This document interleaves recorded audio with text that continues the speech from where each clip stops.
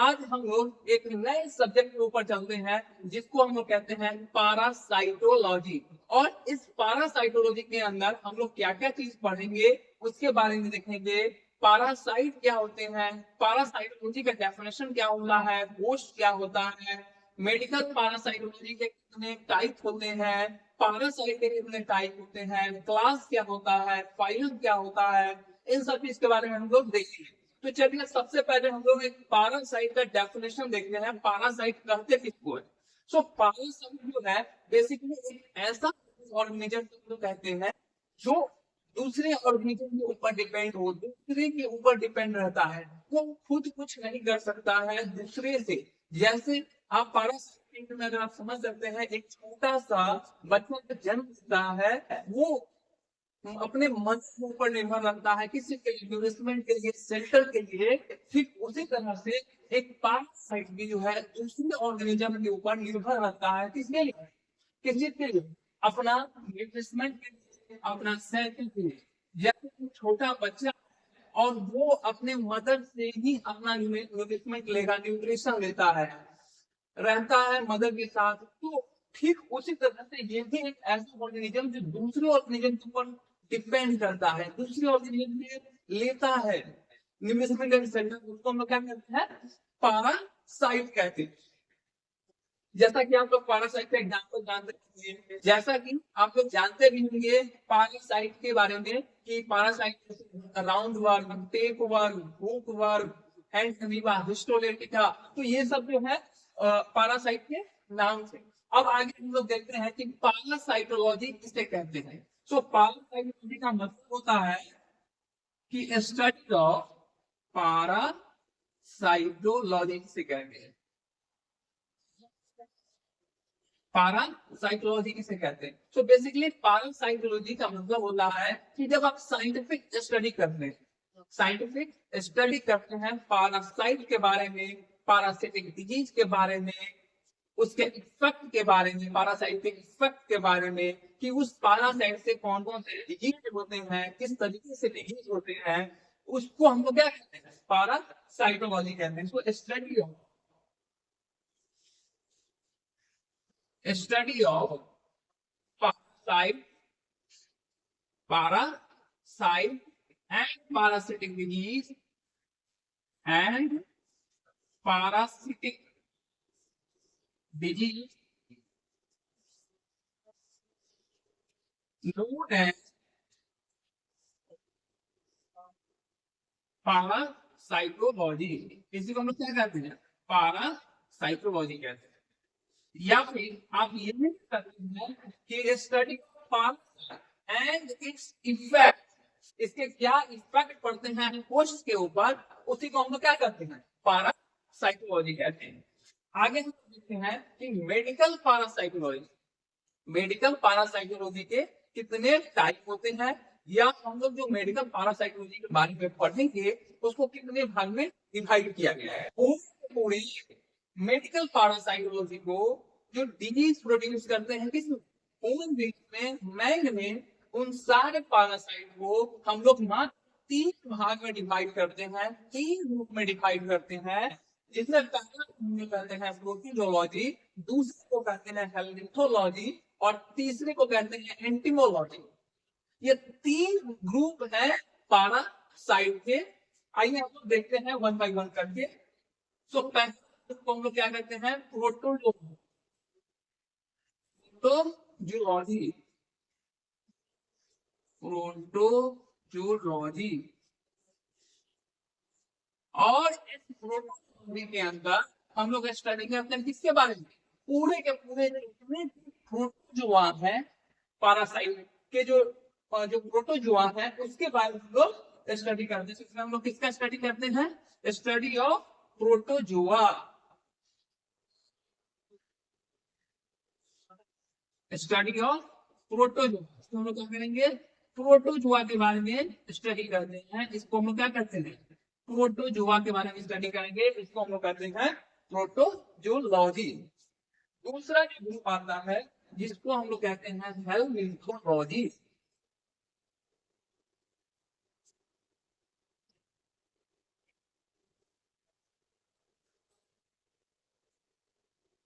हेल्मिंथोलॉजी, ये दूसरा ग्रुप है पैरासाइट का, जिसको हम लोग क्या कहते हैं, हेल्मिंथोलॉजी कहते हैं। तीसरा जो ग्रुप आता है पैरासाइट का, उसको हम लोग कहते हैं एंटीमोलॉजी। तो ये पूरे के पूरे मेडिकल पैरासाइटोलॉजी को हम लोग तीन भाग में डिवाइड किए थे। पहला प्रोटोजोलॉजी, दूसरे को हेल्मिंथोलॉजी और तीसरे को एंटीमोलॉजी के नाम से जानते हैं।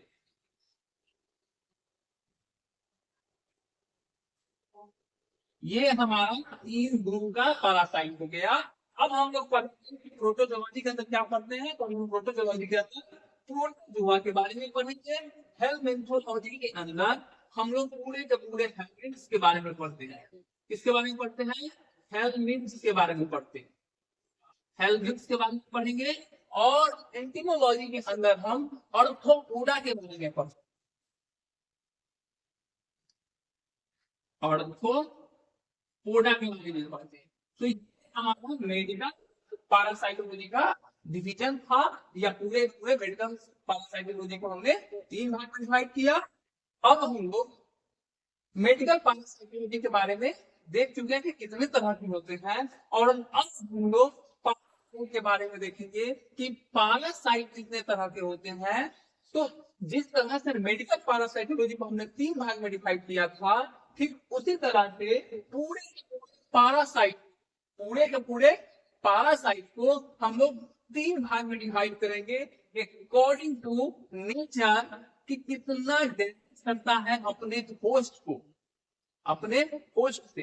होस्ट को सिर्फ होस्ट से इन्वेस्टमेंट एंड सेल्टर मिलता है, किस इन्वेस्टमेंट एंड सेल्टर के बाद होस्ट को इंजरी भी प्रोवाइड करता है, या फिर ये दोनों के होस्ट को भी बेनिफिट रहता है उससे, और पैरासाइट को भी बेनिफिट रहता है। तो हम इसके बारे में इसके बेसिस पर तो डैमेज के बेसिस पर देखेंगे कि पैरासाइट का टाइप कितने होते हैं। बेसिकली पैरासाइट के तीन टाइप होते हैं। पैरासाइट के तीन टाइप होते हैं। पहला टाइप को हम लोग कहते हैं पैरासाइट का, जिसको हम लोग सिम्बायोसिस कहते हैं। सिम्बायोसिस कहते हैं।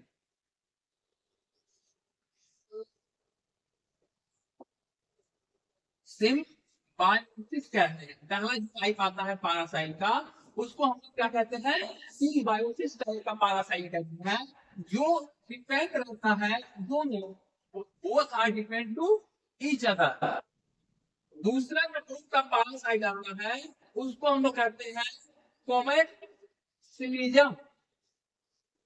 कॉमन सिलिजम टाइप का पैरासाइट। ऐसा पैरासाइट जो सिर्फ और सिर्फ न्यूरिशमेंट और न्यूरिशमेंट जो है होस्ट से मिलता है, लेकिन किसी तरह का होस्ट को नुकसान नहीं करता है। इस टाइप के पैरासाइट को हम लोग कॉमन सिलिजम कहते हैं। तीसरे टाइप का जो पैरासाइट आता है, उसको हम लोग कहते हैं पारासिटिज्म। पारासिटिज्म ये उस तरह की पैरासाइट है जो होस्ट से इन्वेस्टमेंट भी लेते हैं, और साथ में उन्हें तोहफा के रूप में क्या देते हैं, उन्हें बहुत सारे डिजीज प्रोड्यूस करते हैं, उन्हें इंजरी प्रोड्यूस करते हैं। इस टाइप के पैरासाइट को हम लोग पैरासिटिज्म कहते हैं। पैरासिटिज्म ग्रुप ऑफ पैरासाइट कहते हैं। तो सबसे पहले हम लोग सिम्बायोसिस के बारे में देखते हैं। तो सिम्बायोसिस में क्या होगा, both are depend to each other, both are depend on each other। वो दोनों जो है क्या होगा, डिपेंड रहेगा एक दूसरे के ऊपर, depend, both are depend upon each other, दोनों एक दूसरे के ऊपर निर्भर रहते हैं। इस तरह के पैरासाइट को हम लोग क्या कहते हैं, सिम्बायोसिस टाइप के पैरासाइट कहते हैं। दूसरा है कॉमन सिलिजम ग्रुप की parasite. So this type of group of parasite only receive the nourishment,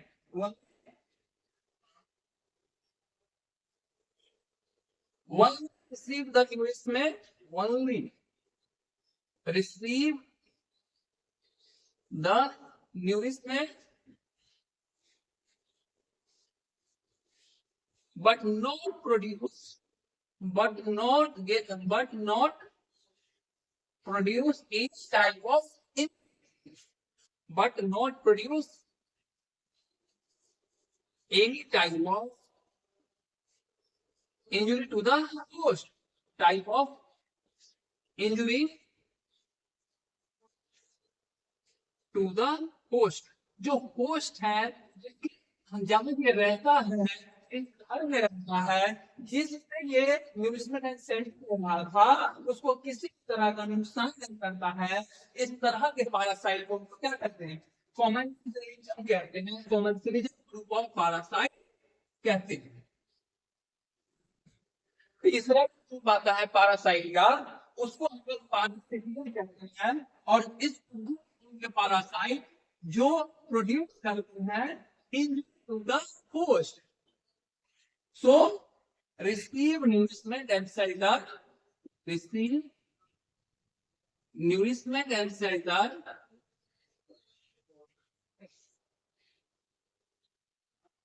nourishment and shelter, but also produce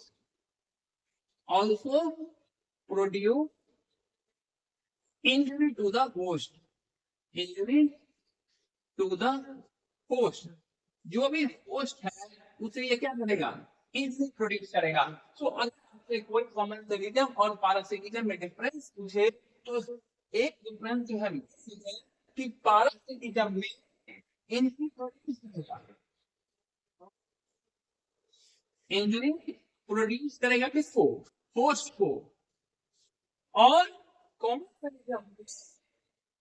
सिटिजम में किसी भी टाइप का इंजरी प्रोड्यूस नहीं करेगा। So do not produce any type of injury, so not produce any type of injury. ये point है, आपके दोनों को डिफरेंस करना है, एक प्रोड्यूस कर रहा है, एक प्रोड्यूस नहीं कर रहा, और ये दोनों के ऊपर डिपेंड करता है।